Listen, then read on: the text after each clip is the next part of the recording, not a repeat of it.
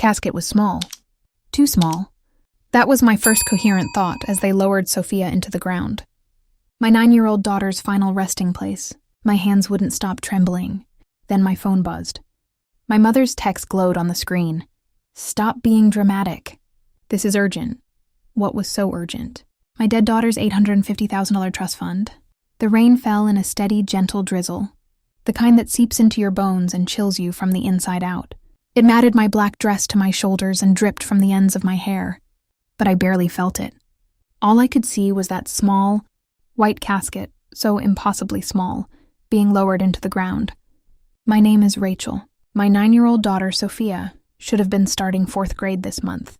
Instead, I was standing alone at her graveside, watching the final piece of my heart disappear into the earth. My hands wouldn't stop trembling. I'd pressed them against my thighs, gripped them together until my knuckles turned white. But the tremor was a constant, humiliating reminder that my body was betraying the numb void, where my feelings should have been. The cemetery worker gave me a sympathetic, patient nod, waiting for a sign that I was ready for him to continue. I would never be ready. 18 months ago, the doctors had finally put a name to the monster that was stealing my little girl's vitality. A severe and progressive form of juvenile arthritis. It wasn't the kind you hear about in older people. It was an aggressive autoimmune disease that attacked her joints, her organs, and her spirit. Sophia is a fighter, her primary doctor had said, but even fighters get tired. She never complained. Not through the countless blood draws, the infusions that took hours, the medications that made her nauseous. Even when the pain was so bad she couldn't hold a crayon, she'd look up at me with those huge, trusting brown eyes, so much like her father's, and say, "It's okay, Mommy, don't be sad." Now I stood alone in the rain, the ache of their absence a physical pain sharper than the grief itself. My parents, who should have been here, holding me up. My sister, Chloe, who had promised to be my rock. My best friend, Jessica, who had seen me through my divorce but couldn't seem to face this. A reflexive, foolish hope made me pull my phone from my pocket. I opened Instagram, and there it was. Chloe's story posted 20 minutes ago. A cascade of photos and videos from her engagement party at the Grand Horizon Hotel.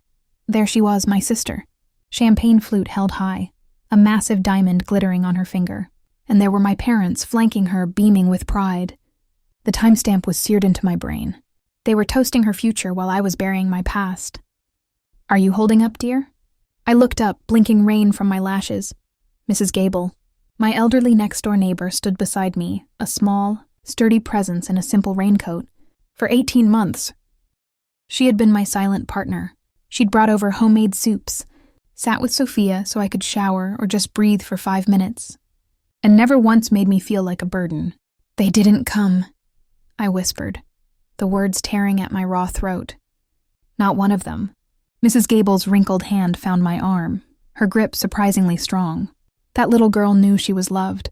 She knew it every single day by you. My phone buzzed again, this time with a text. My mother's name flashed on the screen. "Mom, we need to talk. It's important. Bring the trust fund documents tomorrow." I stared at the words, reading them twice, 3 times, my brain refusing to process their meaning. I was standing in a cemetery, the dirt from my daughter's grave clinging to my shoes, and she was talking about paperwork? My fingers, numb with cold and grief, fumbled over the screen. "I'm burying Sophia. I can't think about this right now." Her response was immediate.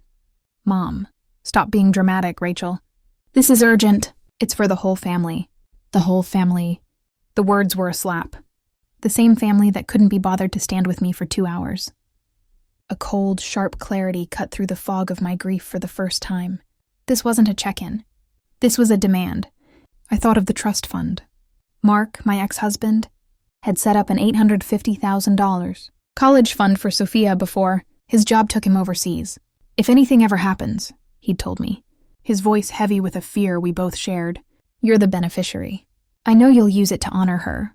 Couldn't have known how soon that would be tested. I powered off my phone completely. Whatever they wanted, it could wait. This moment, this devastating sacred goodbye, belonged to Sophia and me. I would not let them invade it. Mrs. Gable noticed the fresh tension in my posture. "What is it, Rachel?" I showed her the phone. She read the messages, and her kind face hardened into something I'd never seen before. "Oh, my dear girl," she said softly, her voice laced with a protective fury. They can't possibly be so cruel. The cemetery worker approached again, hesitant. Ma'am, I'm so sorry, but we really need to... Mrs. Gable stepped forward, placing herself slightly in front of me. Give her a moment, she said, her tone leaving no room for argument. She's saying goodbye to her child. He nodded respectfully and stepped back. I reached into my coat pocket and pulled out Bumblebee, Sophia's worn, yellow stuffed bumblebee that had accompanied her to every single doctor's appointment and hospital stay. I knelt in the wet grass, the cold seeping through my knees, and placed it gently on top of the casket. I'll protect what's yours, my love, I whispered, the promise a vow made to the earth and the sky. I promise. As I stood, something shifted inside me. The paralyzing grief was still there. A vast ocean I was drowning in, but now, a new current pulled beneath the surface. A cold, determined resolve. They hadn't just abandoned me in my darkest hour. They were now circling, smelling blood in the water. And I knew, with a certainty that settled deep in my bones, that the fight for my daughter's legacy was just beginning. The woman who had fought for every breath, for her child, was not about to surrender her memory without a war. The morning after the funeral dawned gray and heavy, the sky a perfect mirror of the leaden weight in my chest. I drove to my parents' house in a daze, the familiar streets of my childhood feeling like a foreign country. I parked behind a familiar blue sedan, Jessica's car. Of course she was here. The betrayal stung, fresh and sharp. The front door swung open before I could even ring the bell. My father stood there, his face a carefully arranged mask of paternal concern that didn't reach his eyes. Rachel, come in. We've been waiting. The living room was a stage set for an intervention. My mother stood by the fireplace, one hand resting on the mantel as if posing for a portrait. Chloe sat perfectly poised on the white linen sofa, her engagement ring catching the light. Jessica perched on the edge of an armchair, studying the pattern on the Persian rug as if her life depended on it. No one said they were sorry for my loss. No one mentioned Sophia's name. My father didn't waste time on pleasantries. He walked to the glass coffee table where a leather-bound folder lay open. We need to discuss reallocating the trust fund, he announced, his voice all business, with Chloe as the primary trustee. He slid a document toward me. Sign here and here. I stared at the paper, the legal jargon swimming before my eyes. What are you talking about? Chloe uncrossed her legs, leaning forward with a sigh of exaggerated patience. Rachel, be reasonable. You're in no state to manage this kind of money. We're trying to help you. Help me? The words felt like ash in my mouth. You didn't even come to her funeral. My mother waved a dismissive hand. We all grieve in different ways, Rachel. Some of us choose to look forward, not backward. She stepped closer, her voice dropping into a honeyed, manipulative tone I knew all too well. You've always been so emotionally driven. Remember that art gallery you wanted to open? It was a lovely dream, but impractical. This is no different. I glanced at Jessica, my once best friend. She refused to meet my gaze, her silence a louder condemnation than any words. We've already consulted with Mark's lawyer, my father said, tapping the document. Given your current mental state, he agrees this is the most prudent course of action. Mental state. The words were chosen to wound, to undermine. I picked up the paper, my eyes catching on phrases about competency, evaluations, and grief-induced impairment. Beneath it, another document caught my eye, a printout of an email chain. The dates made my blood run cold. They started 14 months ago, right after Sophia's first major hospitalization. You've been planning this, I whispered, the horror of it dawning on me. While I was sleeping in hospital chairs, while I was fighting for her life, you were researching how to take her money if she died. Chloe had the decency to look momentarily uncomfortable, but it passed quickly. Don't be so dramatic. We were being prepared. That's all. My father slid another document toward me. If you refuse to cooperate, we're prepared to petition the court for guardianship. A judge will understand that profound grief has compromised your judgment. The full, ugly truth of their betrayal crystallized. The months of them dismissing Sophia's pain, calling me a helicopter mom when I insisted on second opinions, their infrequent, awkward visits that felt more like obligations than acts of love, it all clicked into place. They weren't just unsupportive. They were positioning themselves. A memory surfaced, sharp and painful. My mother a year ago. It's just stiff joints, Rachel. You're blowing this out of proportion. My father, when I begged for help with medical bills. These specialists are just profiting off your fear. I saw a corner of a glossy brochure peeking out from under the legal papers. I pulled it free. It was a detailed proposal for a wedding venue. The Crystal Oaks, with a handwritten note. Deposit $75,000, due upon signing. You never even visited her in the hospital the last time, I said, my voice trembling with a rage I could no longer contain. Not once in the final 3 months. Chloe tossed her perfectly styled hair. Hospitals are depressing, and you were so intense. It was hard to be around. The casual cruelty took my breath away. Why now? I demanded. What's the sudden urgency? Chloe and my parents exchanged a loaded glance. A silent conversation from which I was permanently excluded. Fine, Chloe said, her lips tightening.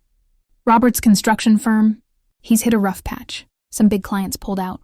If we don't secure some capital, the wedding will have to be scaled back significantly. And that's just not an option. My mother fiddled with her pearl necklace. And your father and I, the refinancing on this house fell through. The balloon payment is due in 60 days. We're a bit overextended. We're not monsters, Rachel, my father said, switching to his deal-closing voice. We're a family facing a financial crisis. Families help each other. Jessica finally spoke, her voice small and shamed. My husband left. He cleaned out our accounts. Chloe promised me a job at Robert's firm. I have 2 kids to feed, Rachel. I need this. I saw them then, not as cartoon villains, but as desperate, frightened people who saw my tragedy as their financial lifeline. My daughter's memory was just a number to them. $850,000's a solution to their poor planning and extravagant tastes. If you don't sign, my father's voice hardened, the mask slipping completely, we will have no choice but to take more formal measures. My mother reached for my hand, her touch feeling like a snake's skin. Think of everything we've done for you over the years. I almost laughed. What had they done? Send a birthday card with a check? Called on holidays with superficial questions? Don't make this harder than it needs to be, my father warned. You're not thinking clearly. Chloe checked her diamond-encrusted watch. We need this resolved. Robert's meeting with his investors is in 60 days. The desperation in their eyes was the final confirmation. They needed Sophia's money, my money, to solve their self-created problems. I stood, gathered the documents, and placed them back in the folder. My hands were steady. I need time to think, I said, turning toward the door. Rachel. My father's voice was a whip crack. Don't you walk away from this. I closed the front door behind me with a quiet, final click. In the sanctity of my car, I pressed my forehead against the steering wheel. The storm of emotions threatening to overwhelm me. My phone buzzed. A text from Mrs. Gable. How did it go? I'm here if you need to talk. Before I could reply, my phone rang. It was Mark's parents. Rachel, honey. Martha's voice was warm with genuine grief. We just heard about the funeral. We're so sorry we couldn't be there. We were on a cruise and just got the message. We loved that little girl so much. Their sorrow was palpable, a stark contrast to the calculated performance I had just witnessed.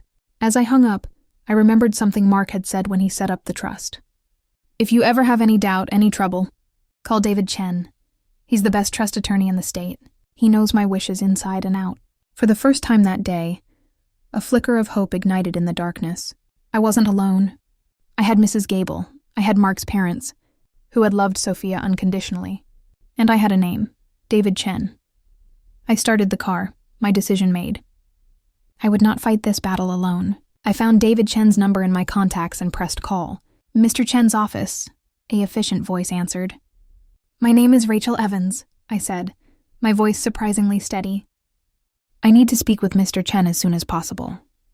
It's regarding the Sophia Evans Trust. David Chen's office was a sanctuary of quiet order, a stark contrast to the emotional chaos that had become my life. Polished wood, floor-to-ceiling bookshelves, and a view of the city that felt miles away from my pain.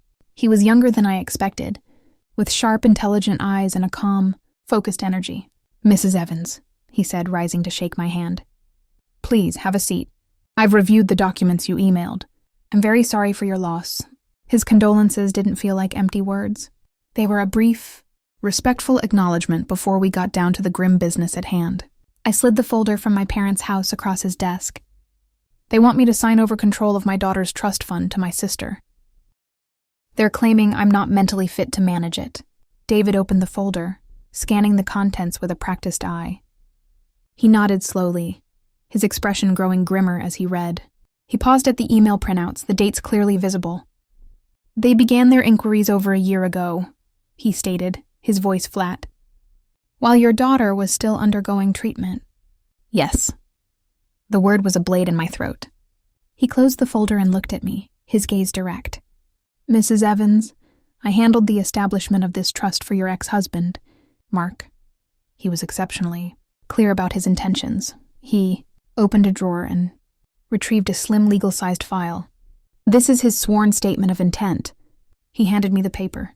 Mark's familiar handwriting, bold and decisive, filled the page. "This trust is established for the sole benefit of my daughter, Sophia Evans. In the event of her passing, the entirety of the fund shall pass to her mother, Rachel Evans, who has sacrificed her own career and well-being for our daughter's care. She is to have absolute and sole discretion over these funds, to be used as she sees fit to honor Sophia's memory." Tears blurred the words. Even from across an ocean, Mark had built a wall around us. He had seen what I was only now beginning to comprehend. "There's more," David said, turning his computer monitor toward me. It displayed a log of incoming calls to his office. "These are from the last 14 months. I recognized the numbers immediately. My parents' home phone, Chloe's cell. They called you?" The violation felt endless. "Not me directly. They called the main line, asking general questions about trust law, beneficiary rights, and competency challenges. My paralegal flagged it because she recognized the names from Mark's file. They never got past her. The pieces of their cold, long-game strategy snapped into a horrifying picture. They weren't reacting to my grief. They were executing a plan they'd set in motion over a year ago." "Mrs. Evans," David's voice was firm, "I want to be perfectly clear. This trust is ironclad. The language Mark used explicitly prevents this exact scenario. They have no legal standing to challenge it. The relief was so profound my shoulders sagged. So they can't take it? Not through legal means, no. But as we see," he gestured to the folder, "they are attempting other tactics. Claiming grief has rendered you incompetent is their only viable path. A path, I should add, that is often surprisingly effective if not met with a robust defense. I thought of my mother's dismissive texts, my father's threatening posture, Chloe's cold calculation. So what do I do?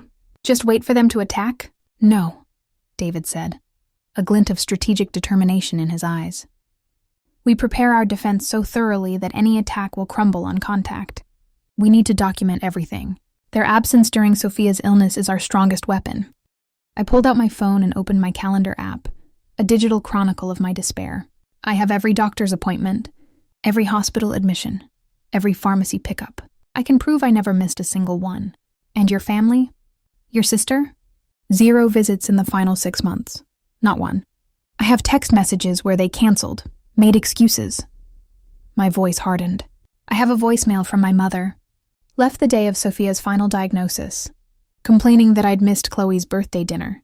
David made a note. "We'll subpoena phone records to corroborate." "Now what about their financial motives? You mentioned a wedding and a mortgage." I told him about the wedding venue brochure, the $75,000 deposit, my father's balloon payment. It's not just about the trust for them. It's about their entire lifestyle. "Good. Motive is crucial." He leaned forward. "I'm going to be blunt. They will try to paint you as a hysterical, unstable woman drowning in grief. We will counter by painting the true picture, a devoted, capable mother who is being systematically targeted by greedy relatives who abandoned her in her darkest hour." He slid a pad of paper toward me. "I need you to start a journal.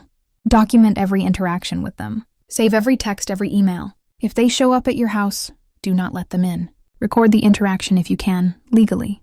"I've already installed security cameras at my front and back doors," I said. The act had felt paranoid at the time, but now it felt like a necessary fortification. A faint smile touched David's lips. "Excellent. Initiative. That's what we need." He picked up his phone. "Margaret, please draw up the paperwork to formally notify the bank that Mrs. Evans remains the sole trustee and beneficiary of the Sophia Evans Trust, and that any inquiries about changes are to be directed to this office immediately." Hearing him take control, using the language of law and finance as my shield, was empowering. The scared, grieving mother was still there, but she was now being advised by a general. "What's the next step?" I asked. "We wait," he said. "But we wait armed. I will engage a private investigator to discreetly Look into their financial situation, the fiancé's business, your parents' mortgage. We need to confirm their desperation. I will also retain a psychiatric expert, Dr. Isabel Reed, to evaluate you. Her testimony will neutralize any claims about your mental state. As I left his office, the gray day seemed a little brighter. The battle lines were drawn, but for the first time, I was on the side with the heavier artillery. The following days were a whirlwind of quiet, determined activity. I met with Dr. Reed, a compassionate woman who asked piercing questions about my grief, my coping mechanisms, and my ability to function. What they're calling instability, I call a normal, healthy grief process. She told me at the end of our session, "You are remarkably resilient, Mrs. Evans." Mrs. Gable became my chief of staff. She organized a roster of neighbors who would keep an eye on my house. She compiled her own journal of observations, noting the times she'd seen me caring for Sophia, managing medical equipment, and handling crises with calm competence. "They can't argue with this," she said, handing me a neatly written ledger of dates and observations. "I was there. I saw you." A week after my meeting with David, the attack I'd been waiting for finally came. Not with a shouted confrontation, but with the sterile, formal knock of a process server at my door. The envelope was thick. The words at the top of the first page made my blood run cold. "Emergency petition for guardianship and conservatorship." My hands trembled as I read. They were asking the court to declare me mentally incompetent and to appoint my father as my guardian and conservator, giving him control over my person and my finances, including Sophia's trust. The attached affidavits were a masterpiece of twisted truth. Jessica's statement detailed the times I'd been agitated or forgetful during Sophia's illness. My mother's affidavit spoke of my isolation and inability to make sound decisions. They had weaponized my most vulnerable moments. I immediately called David. "They filed," I said, my voice tight. "I know. I just received the notification. Are you all right?" "They're using everything. Every time I cried, every time I was scared, they're using it against me. That's their playbook," David said, his voice calm and steady.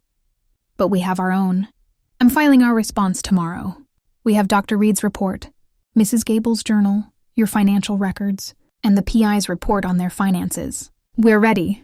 That night I couldn't sleep. I sat at my kitchen table, surrounded by the evidence of my own life. Photo albums of Sophia, her medical binders, the mountain of paperwork for the foundation I dreamed of starting. They were trying to erase it all, to reduce me to a caricature of a broken woman. I opened my laptop and began to type. I wrote down everything, not for David, but for myself. I wrote about the night. I spent researching juvenile arthritis until my eyes burned. I wrote about learning to administer IV medications at home. I wrote about singing Sophia to sleep when the pain was too much. I wrote about my promise at her graveside. I was not the woman they described in their legal documents. I was a mother. I was a fighter, and I was ready to prove it in a court of law. The legal fortress was built. Now it was time to defend it. The morning of the hearing, I dressed with deliberate care. A simple navy blue dress, professional, calm, stable. The opposite of the hysterical woman they were trying to portray. Mrs. Gable squeezed my hand before I left. "Remember who you are," she said, "and remember who she was." The courtroom was a cavern of polished wood and hushed voices. My parents, Chloe and Jessica, sat on the other side, a united front and expensive, somber clothing. They didn't look at me. The judge, Honorable Margaret Williams, entered with a no-nonsense energy that silenced the room. She peered over her glasses at the packed benches. "And this is a guardianship hearing, not a theater performance. I will have ordered that my family's lawyer, Mr. Henderson, went first." He painted a picture of a woman shattered by grief, a danger to herself and her financial future.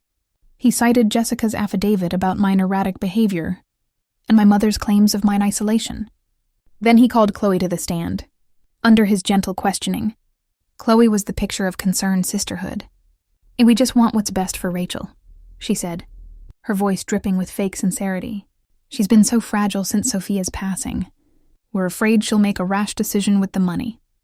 David Chen stood for cross-examination. He approached the stand calmly. "Her Ms. Evans, you claim your sister is too fragile to manage her finances. Can you tell the court the last time you visited your niece? Sophia in the hospital?" Chloe shifted. It was a while ago. I'm very busy with my wedding planning, Dawn. Was it within the last 6 months of her life? I'm not sure of the exact date." David picked up a document, And I have hospital visitor logs here. Your name does not appear once in the final 8 months of Sophia Evans's life. Can you explain that? And the air in the room changed. Chloe's composure cracked. As I said, I was busy. And hospitals are difficult. More difficult than watching your sister bury her child alone. David's voice was quiet, but carried to every corner of the room. Objection. But Henderson boomed. Sustained, the judge said.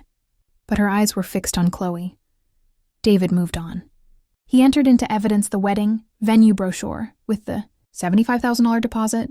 He played the voicemail my mother had left me the day of the funeral. Stop being dramatic, Rachel.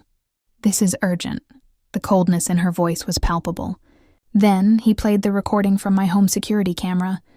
Chloe's voice, clear as day, filled the courtroom. You think you deserve that money? You were always the burden. We carried you your entire life. Now it's time you did something for this family. A collective gasp rippled through the courtroom. Chloe's face went sheet white. David saved his masterstroke for last. He called his private investigator to the stand. The PI detailed my parents' precarious financial situation, the balloon mortgage, the multiple lines of credit.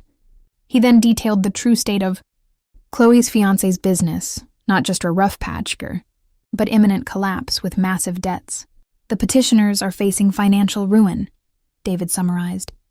Their interest in Mrs. Evans's well-being coincides exactly with their discovery of their own financial insolvency. This isn't about protection, it's about predation debt. When it was my turn to take the stand, my heart hammered against my ribs. David led me gently through my testimony. He didn't let me fall apart. He had me describe a typical day caring for Sophia, the medications, the physical therapy, the advocacy. He had me list the medical courses I'd taken, the insurance forms I'd navigated. Your Honor, David said, turning to the judge, the petitioners claim my client is incompetent. I submit that managing the complex, grueling, and emotionally devastating care of a terminally ill child requires a level of strength, organization, and competence that far exceeds balancing a checkbook. He entered Mrs. Gable's journal into evidence, a day-by-day account of my steadfast care. He entered the report from Dr. Reed, stating I was grieving healthily and was fully competent. Finally, he submitted my own typed testimony, the document I had written the night before the hearing. The judge read it silently, her expression unreadable.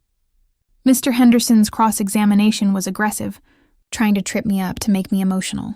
Isn't it true you were often overwhelmed? That you called your friend Jessica in tears? I took a deep breath, remembering Mrs. Gable's words. Yes, I said, my voice clear and steady. I cried. I was overwhelmed. My daughter was dying. What kind of mother wouldn't be? But being sad does not make me incompetent. It makes me human. The hearing ended with both sides resting their cases. The judge called a brief recess. The silence in the courtroom was deafening. When Judge Williams returned, her face was stern. She looked directly at my family. This court has heard a great deal about grief and competence, she began. But what I have seen is a calculated campaign of coercion and exploitation. The petitioners did not just fail to support Mrs. Evans in her time of need. They actively planned to take advantage of her following her devastating loss. She dismissed the guardianship petition with prejudice. She granted a permanent restraining order against my parents, Chloe and Jessica. Then she looked at my family's lawyer. Mr. Henderson, I am referring this matter to the district attorney's office for investigation into possible perjury and attempted fraud. The behavior exhibited by your clients is not only morally reprehensible, but may very well be criminal. The gavel fell. It was over. My family stood and hurried out without a backward glance, their heads bowed, their world crumbling. The victory felt hollow and immense at the same time. There was no joy, only a profound, weary relief. Outside the courtroom, Mrs. Gable hugged me tightly. Mark's parents were there, their faces wet with tears. She would be so proud of you, his mother whispered. David Chen shook my hand. You were magnificent. It's finished. But I knew it wasn't. The legal battle was over. But the emotional one would last a lifetime. I had protected Sophia's money, but the cost had been my entire biological family. I went home to my quiet, empty house. I looked at the portrait of Sophia on the mantel, her bright eyes frozen in time. The silence was no longer accusing. It was peaceful. It was mine. A few days later, the first check cleared. The trust fund was mine, free and clear. I transferred the first $100,000 into a new account I'd set up the Sophia's Sunshine Fund. The mission was simple: to provide practical, immediate help to families battling childhood chronic illness. Grants for medical travel, co-payments for medications, grocery deliveries, respite care. I didn't need the $850,000 for myself. I had everything I needed, but I knew exactly what to do with it. I would use it to create pockets of light in the darkness for other families, the same way Mrs. Gable had for me. I would make sure that Sophia's short life created a long, enduring legacy of help and hope. In protecting her treasure, I had found my purpose. The war was over. The healing could finally begin. The first grant from Sophia's Sunshine Fund went to the Miller family. Their daughter, Lily, had the same form of juvenile arthritis that Sophia had battled. The fund covered a month's mortgage payment while Lily's mother took unpaid leave from her job to be at the hospital during a critical surgery. The thank you card they sent featured a drawing Lily had made in physical therapy, a bright yellow sun with a smiling face. I pinned it to the bulletin board in the small office I'd rented for the foundation. It was the first of many. A year after the courtroom victory, my life was unrecognizable from the one I'd lived before.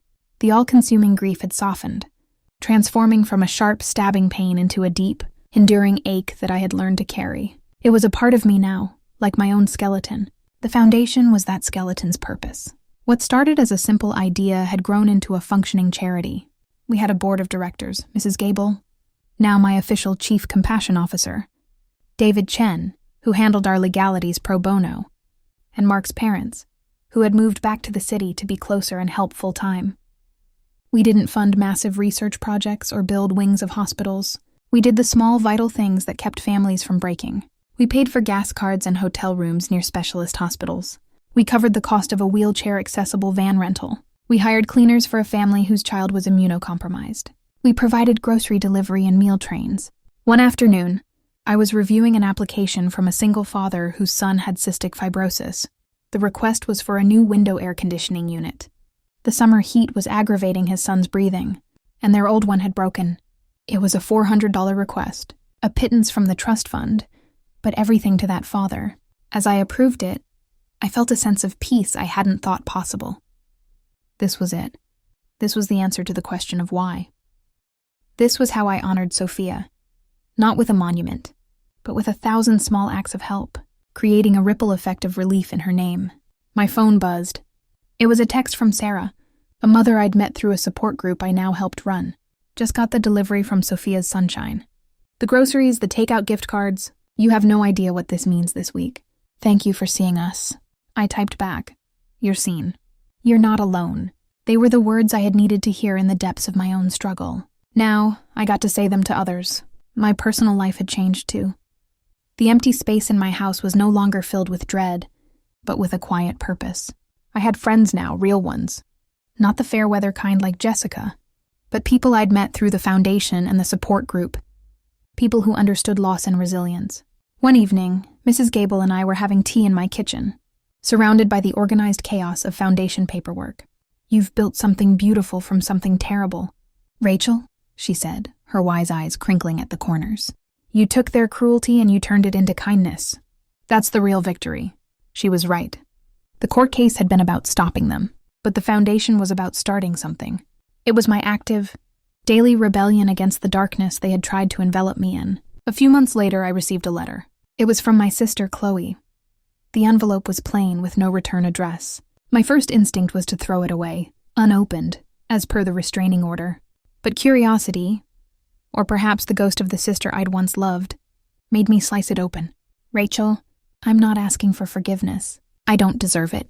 I'm writing this because I need you to know that I see you now. I see the foundation in the news. I see what you've built. After the hearing, everything fell apart. Robert left. The business collapsed. Mom and Dad had to sell the house.